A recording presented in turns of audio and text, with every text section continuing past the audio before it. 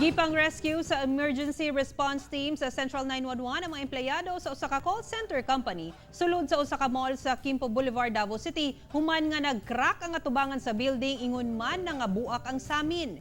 Gilayon sab nga gipang susi sa CDRRMO ug City Engineers Office ang uban pang mga edipisyo ug establishmento sa syudad. Ato ibalik si Sheila Vergara Rubio.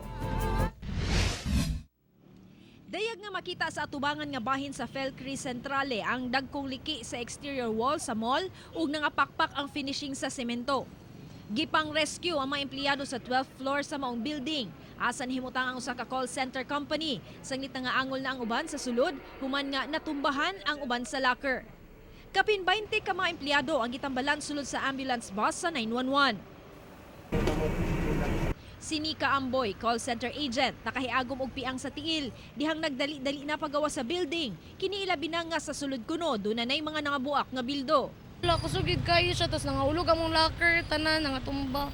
Nga pag naog sa hagdanan manggod, murag tungod pag ato dito sa dito na part ang kuan, nangahulog mi dadto, sa pakog din ang ulo.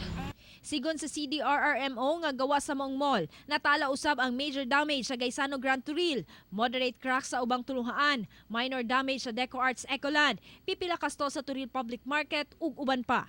Gitambagan ang publiko nga dili magpanik ug maminaw sa kanunay sa mga advisory sa LGU. Doon ta mo salig sa advisory nung CDRRM. Dili ta mamutuoan ng mga ginapost sa FB na hawa na mo din na kay naay. Ayaw mo ana, makadugang na naog problema sa inyo ha. Kauban si Bebot Kahes sa kamera. Ako si Sheila Vergara Rubio para sa One Mindanao.